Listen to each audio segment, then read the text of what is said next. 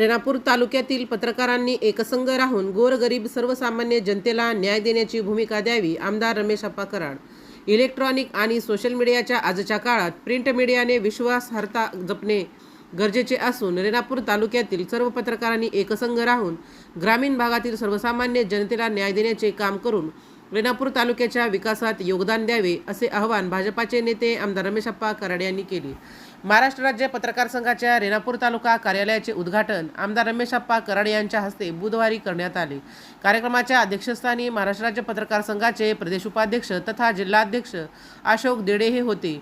तर या प्रसंगी पत्रकार संघाचे मराठवाडा अध्यक्ष अनिल सावंत, भाजपाचे नेते विक्रम काका शिंदे, जिल्हा परिषदेचे महिला व बालकल्याण सभापती शिवकन्या गोडभरले, रेणापूरच्या नगराध्यक्षा शोभाताई अखनगिरे, सांगोया समितीचे अध्यक्ष सतीश आंबेकर, पंचायत समितीचे उपसभापती शरद दरेकर, बळीराजा पांदनशेत रस्ता समिती सदस्य अनिल भिसे, पंचायत सदस्य तात्याराव वाघमारे, श्रीदेवी गालफाडे, शिवसेनेचे सचिन दाने, राष्ट्रवादीचे बालाजी कदम, नगरपंचायतचे मुख्याधिकारी अजित डोके, पंचायत समिती अति गटविकास अधिकारी गोविंद काळे, नायब तहसीलदार यादव, पोलीस निरीक्षक सुधाकर देडे, पत्रकार संघाचे जिल्हा संघटक सुधाकर फुले आदींची प्रमुख उपस्थिती होती. पत्रकारांनी समाजासमोर वास्तव मांडले पाहिजे.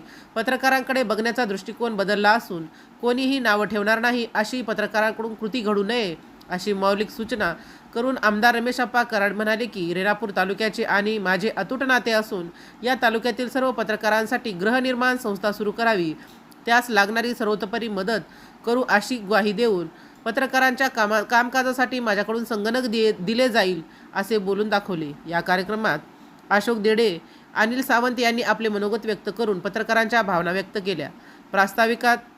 प्रास्ताविक शरद राठोडे यांनी केले, तर शेवटी विष्णू आचार्य यांनी आभार मानले. सूत्रसंचालन प्रल्हाद डोंगरे यांनी केले. प्रारंभी उपस्थित मान्यवरांचा यथोचित सत्कार करून स्वागत करण्यात आले. या कार्यक्रमास महाराष्ट्र राज्य पत्रकार संघाचे पदाधिकारी, सदस्य तसेच लोकप्रतिनिधी उपस्थित होते. राजमंत्र न्यूजसाठी सुधाकर फुले, लातूर.